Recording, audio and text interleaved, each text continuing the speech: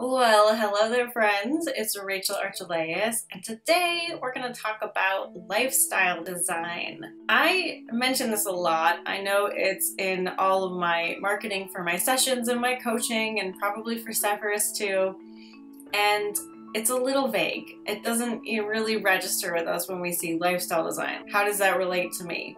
So I wanted to describe it today because what's going on in my life today is a perfect example of how lifestyle design works for me to help me create my best life and my best work. Sometimes we know when we're little what we want it to be. Sometimes we stumble into it through contrast, like having a 9-to-5 job and knowing that that's not what you want. And so people will come about finding out what their preferred lifestyle is different ways. For me, I always knew I wanted to work for myself, and when I was 17, I knew I wanted to have a mobile business so that I could travel and work from anywhere in the world. Now, it doesn't mean that I got that right away, but I was aware that that's the kind of life I really wanted to live. Knowing what your preferred lifestyle is can really help you achieve what it is that you want in life. It can help you be a happier, more productive person. I have learned over the years that for me, I love to have the stability and comfort of living in one place for a few months and then being on the road for a few months, or at least a few weeks at a time. I like having that back and forth. And I knew that about myself before I was able to actually implement it. So back when I was still doing the Soul-Centered Business Bootcamp, I had this meditation that I created that actually finds that out for you. What is your desired lifestyle? And so I got the impression that that's what I wanted during that time. So what I did was I started making my business more automated. I started seeing how I could pull that off. And then I aligned with it. And it started happening. So I started taking longer vacations, a couple weeks instead of just 1 or 2. Then I went away for a couple months, and then I bought my RV and I started to travel long term. And what happened was I really got to see and live that kind of lifestyle and see what it did for my work life and for my friend life and for, how it invigorated everything about what I'm doing. So for me, my desired lifestyle is be in one place for a while and kind of have that home-based feeling, but also be able to jump off and just spontaneously go wherever I want to go. I like having both, whether that's renting an Airbnb for a little while or house sitting or having my own place. Doesn't really make a difference to me. I just like to have the back and forth. So what is yours? Have you ever thought about what your desired lifestyle would be?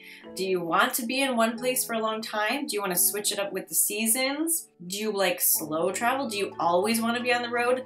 There are people doing every variation of this that you could imagine, and they're making it work. So nothing is a pipe dream, but it's really about finding out what you would feel you would thrive in. That's such a big thing to know. So, for example, why do I like to have, a couple months here or a couple weeks in one place and then to be on the road? Why do I like to switch it up? It's because I don't get bored, and it helps me to stay completely in the moment. And it's funny because I love absolutely unplugging, not having service, not talking to people, being like in the nature world exclusively. I love that. That is such an amazing thing. Most of my main trip was like that I just got back from.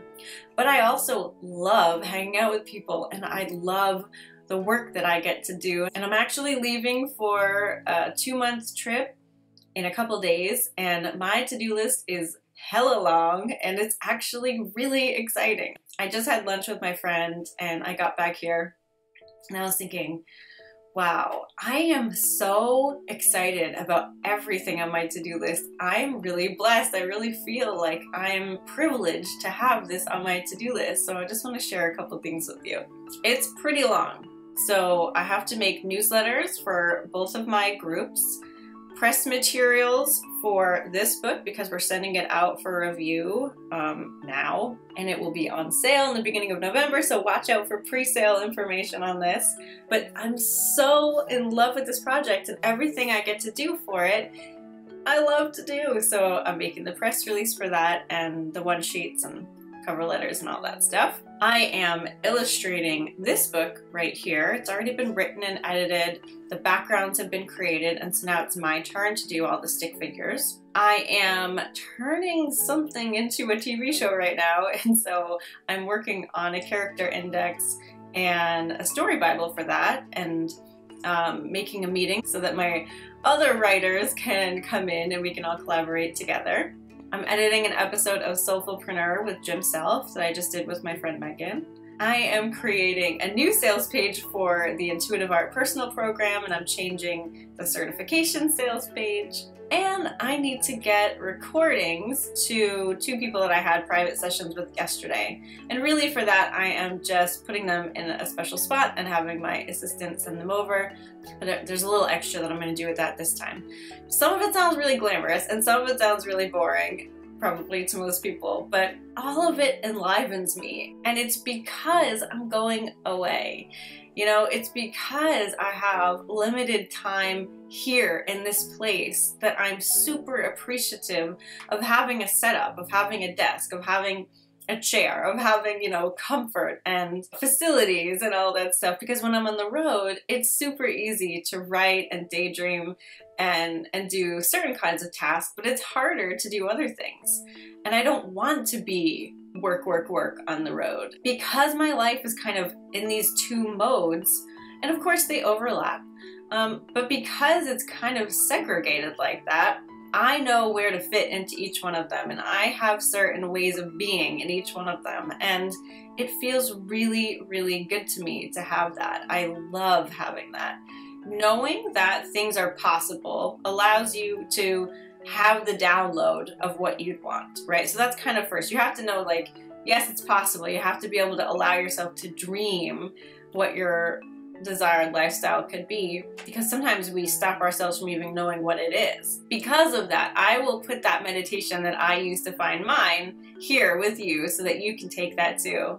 But then it's all about aligning with it and letting yourself create it, making it real, experiencing it, having that experience of like everything on your to-do list you want to do.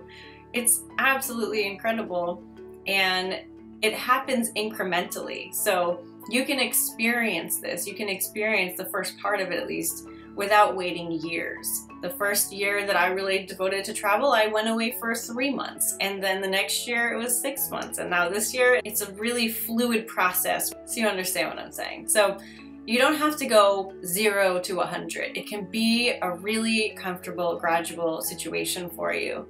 And it is really worth it.